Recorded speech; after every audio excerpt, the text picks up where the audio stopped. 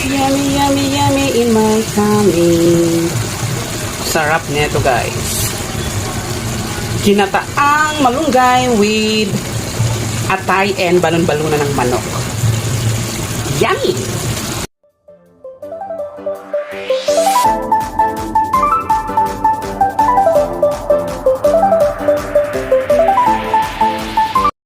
Hello guys! Magluluto ako today ng ginataang malunggay with atay ng manok and balon-balunan. Siyempre, maanghang guys. So, alam mo na, Bicolana tayo. Kaya, yes, laging gusto namin ang maanghang. Siyempre, masarap yun. Masarap talaga sa ginataang ulam kapag maanghang. Ayan na guys. Let's cook! Diba?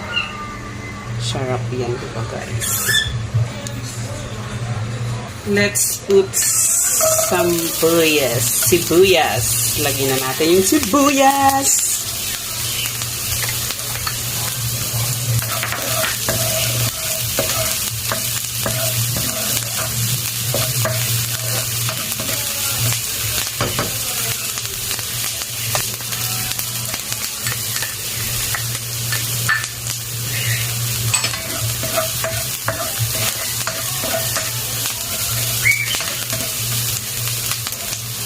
Chicken cube.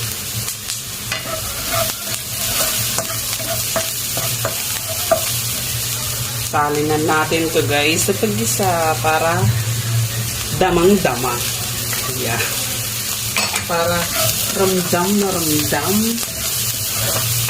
natin ang anghang ng sili. Bango. Super bango naman. Nakakaguto guys. Pinakuluan ko na to. Balunan. Balon-balunan ng manok. Uy! Naamoy ko ng sili. Maanghang-anghang ngayon. Sarap. Mukhang mapapadami ang kain ko. At kainitin ngayong araw na to. Nalay ko na rin itong atay.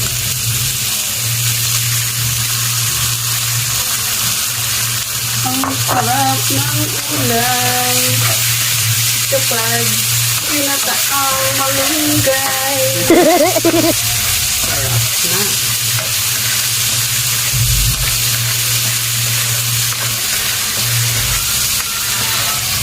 Pag nagagata ako nito guys, nilalagyan ko yan ng kalamansi yan guys. Mamaya ako ilalagay kapag luto na ang lahat. Konting tulo lang yan kapag nilagyan na ng kalamansi.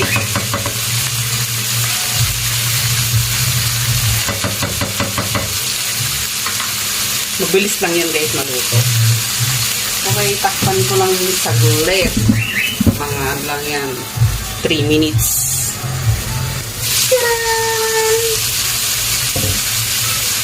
Lalagyan ko lang ng konting sabaw noong pinakuluan kong balon-balunan. Hindi lang. Kasi dapat magiging bida dyan ang gata. Hindi ang sabaw ng balon-balunan. Bida-bida lang yan guys. Ang tunay na bida dyan is ang gata. Gata talaga. Ay, nakakagutan naman. Yay! Lalagyan ko na ng kalahating gata guys. Kalahati lang, mamaya na yung iba. Kasi lalagyan ko na ng malunggay. Let's put the malunggay.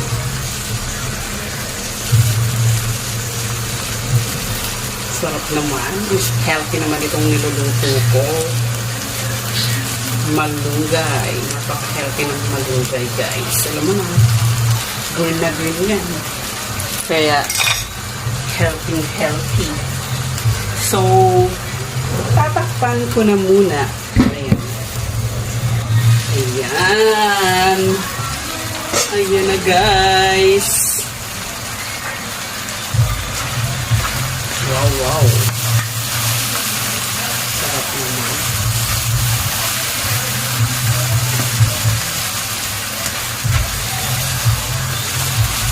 Karami ang kakain natin nito, Prince.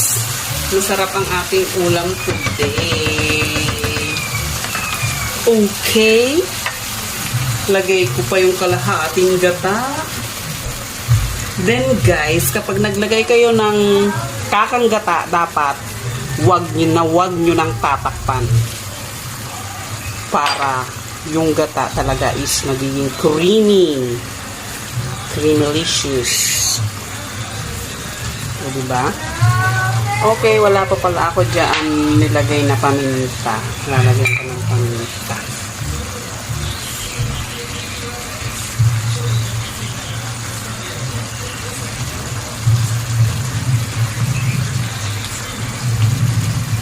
Lalagay ang paminta, guys. Ayan.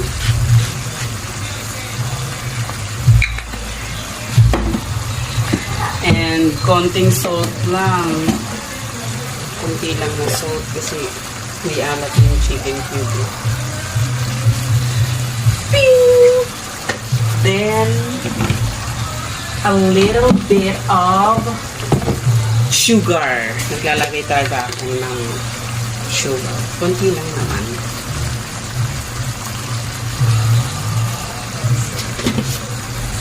Then, ayun na guys. Excited na ba tayong kumain?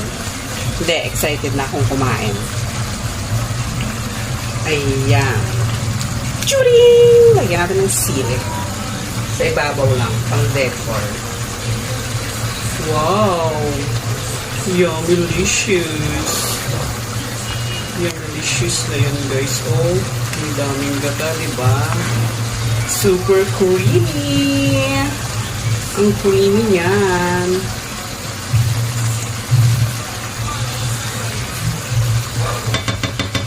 Then, ayan na guys. Lalagay ko na tong calamansi juice. Ayan. Oopsie. Yan. Hintayin muna natin kumulo-kulo yan guys. Sarap naman yan. Grabe, sarap. Papadami ang kain namin today. Only rice is waving na guys. Yummy. Luto na yan guys. Papatayin ko na ang apoy. Ayan o. Kasarap naman yan. Grabe. Yummy. And saktong-sakto lang yung lasa guys. May konting asim din dahil sa nilagay kong calamansi juice. Try nyo na to guys lutuin. Ang sarap-sarap, promise. Magugustuhan to ng buong family mo. Mapapa-unrice talaga kayo dito. So guys, thank you for watching. See you next video. Bye!